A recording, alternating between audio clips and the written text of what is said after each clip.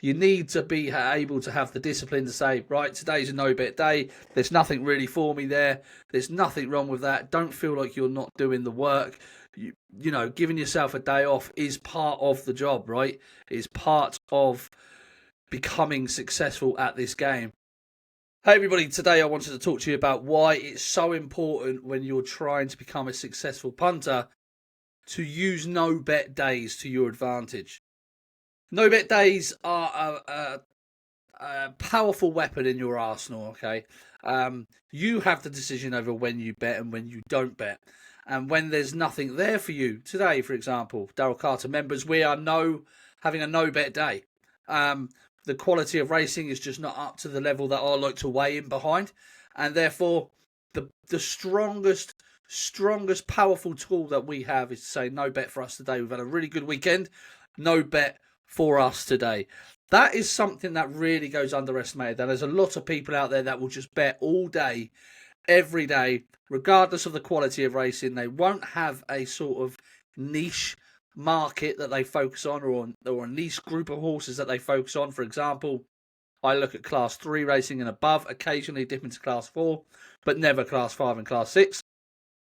And when it's class 5 and class 6 racing days, that means it's a no-bet day for us. Now, what that allows us to do, it allows you to take stock of what's been going on recently, back your results, fill in your profit and loss, just take a step back, give yourself a little bit of a rest before you go again. There's always another day, there's always another bet, there's always another race. You don't have to bet every single day.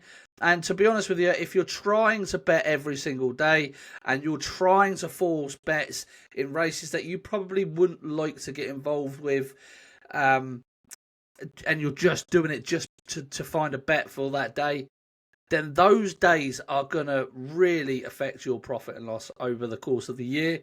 They're going to affect your bankroll. They're going to affect your mindset. They're going to affect a lot of things. Having a no-bet day in your back pocket is always a real positive way to go. I do honestly, I'm such a big believer in it. When I first started, I was trying to find, when I first started as a full-time punter, I was trying to find bets constantly.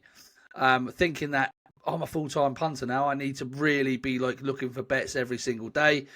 When the reality is, as long as my turnover is high enough over the course of the year to make a decent amount of money, it doesn't actually matter if I'm betting every single day or not. Obviously, there are angles in every single race that you can look at, but I like to focus on class 3 and above. I know that's where I thrive. I know that's where I do my best work.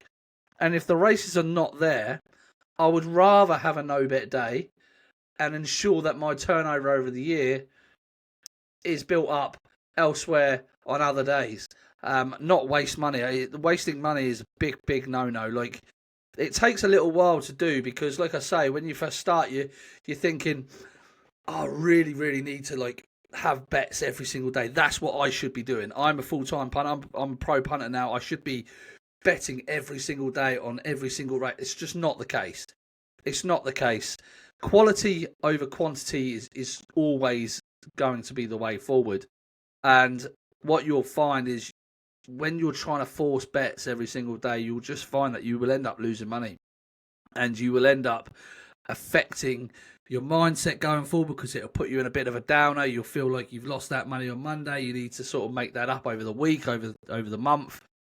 And it's just not the way to go. It just doesn't work like that.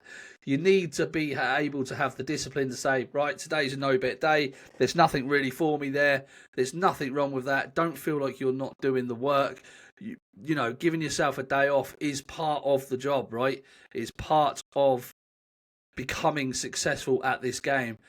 Because what you're doing is you're basically pushing back the racing and you're basically saying, nope. You're basically giving yourself a bit of discipline and you're learning and you're saying, no, it's a no-bet day for us. You don't need to be going chasing bets every single day.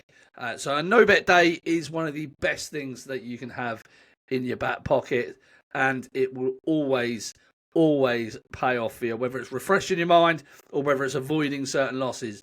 I tell you what, the next time you're thinking about going to have a bet on any given day that you're not that into, but you're thinking you must, you must be involved. You must get involved in the racing because you're a full-time punter or whatever.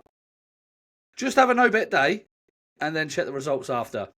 And I can promise you, 9 times out of 10, you'll be grateful that you didn't get involved.